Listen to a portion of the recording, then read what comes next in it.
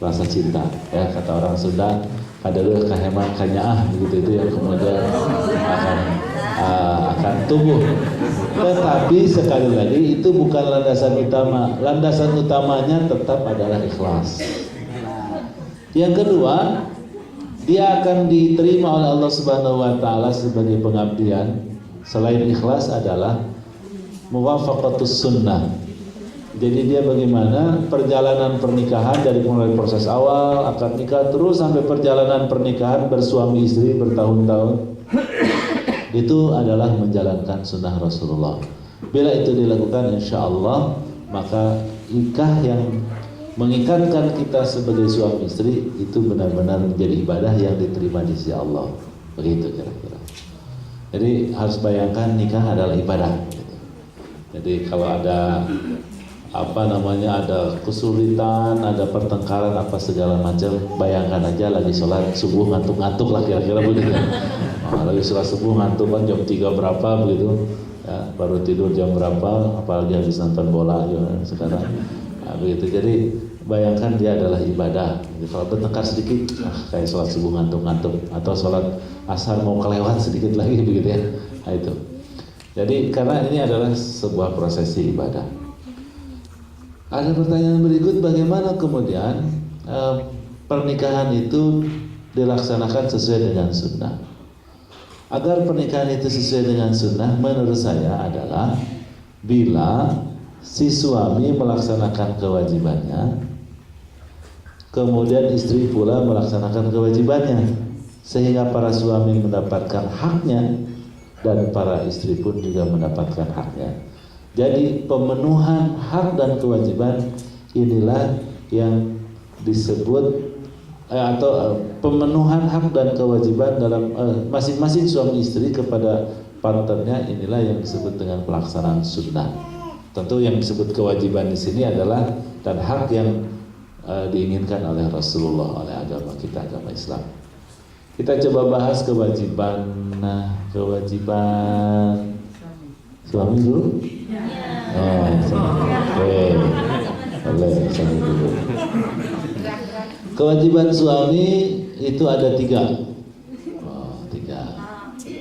Yang pertama adalah memberi nafkah. Memberi nafkah. Coba ibu tahu nggak nafkah itu apa, Bu? Kenapa, Bu? Aduh, saya ingin berdiri, boleh? Boleh, Pak. Apa yang disebut dengan nafkah, Bu? Memberi makan. Emangnya istri itu kayak binatang gitu, kayak kucing dikasih makan, kayak ayam ternak begitu? Apa selain memberi makan? Oke, boleh. Yang lain mungkin bapak-bapak?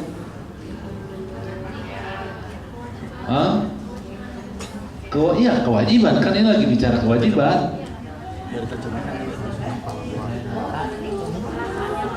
Jangan-jangan nggak pernah akan dapat nafkah nih.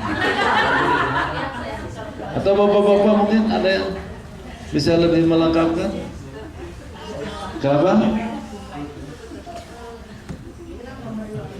Pas. Ini terdesak sama maghrib jadi susah nih. Ya oke lah, sama saya aja dijawab. Yang disebut dengan nafkah itu adalah jaminan hidup layak seorang istri dari suami.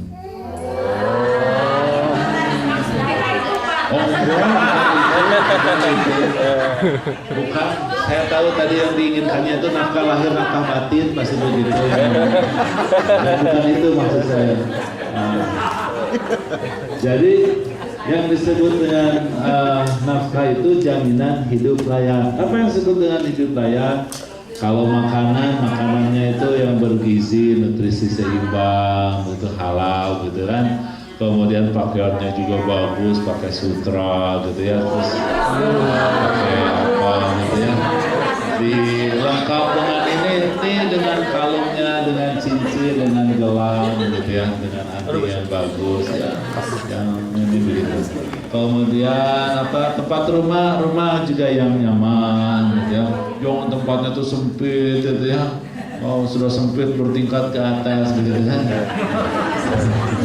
Nggak ada halamannya lagi kan.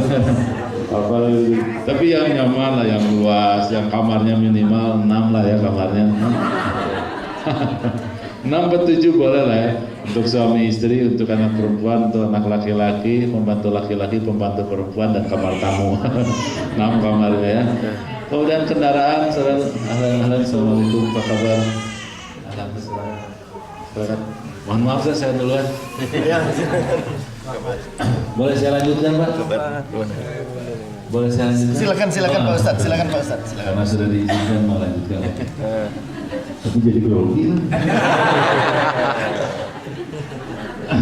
Masalahnya tampang kiai dan tampang muda lagi.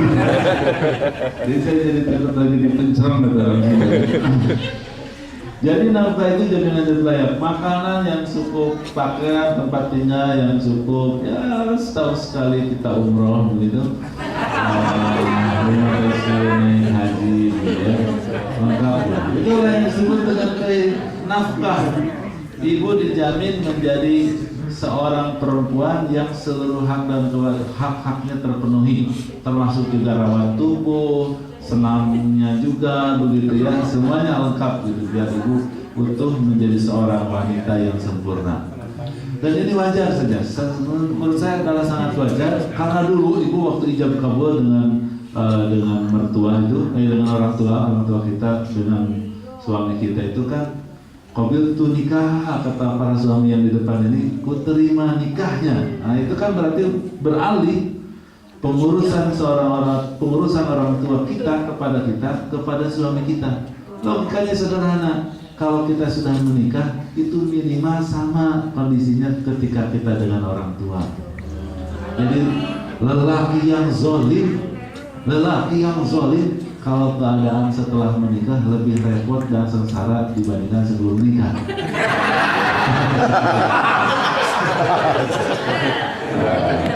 Itulah yang disebut nafkah. Ini bapak-bapak harus mengerti, itulah kewajibannya. Dan bapak-bapak juga harus tahu istri kita itu insya Allah adalah istri salehah. Tahu nggak istri salehah cirinya kalau dalam bab nafkah? Dia tidak akan meminta kebutuhannya kepada kita kecuali disesuaikan dengan kemampuan kita.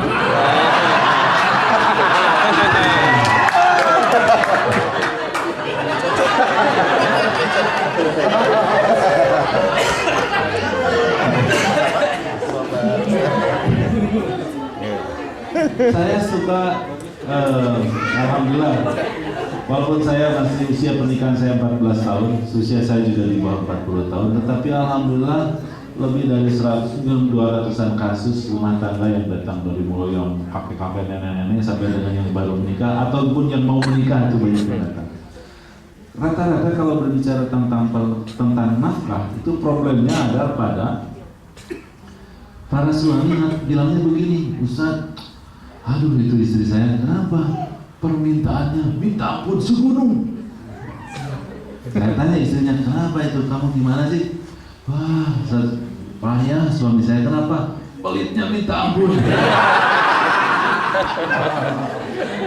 Ternyata setelah saya ngobrol lebih jauh lagi, itu kesimpulannya begitu. Pertama ngomongnya begitu, ngobrol begitu, kesimpulannya ternyata para suami itu rata-rata sok tahu akan kebutuhan istrinya. Sok tahu aja, istri saya kan sudah begini, saya sudah kasih ini, saya sudah kasih itu, masa masih minta juga? Nah, itu kan sok tahu bahwa dirinya yakin bahwa sudah memenuhi kebutuhan istri. Saya tanya istrinya juga, ternyata kesimpulannya juga banyak para istri dari sejak awal menikah sampai kemudian ribut dan ketemu saya itu tidak pernah sekalipun mengajukan permohonan yang lengkap. Jadi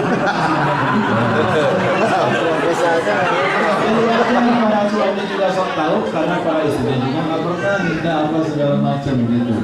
Mintanya itu saat mendesak kan susah kan. Jadi inilah yang kemudian menjadi problem di banyak rumah tangga. Oleh karena itu maka usul saya untuk masalah nafkah ini agar kemudian lancar, para istri itu bikin proposal. Kemudian diajukan kepada suami harus menerima proposal itu dan menimbang serta memperhatikan.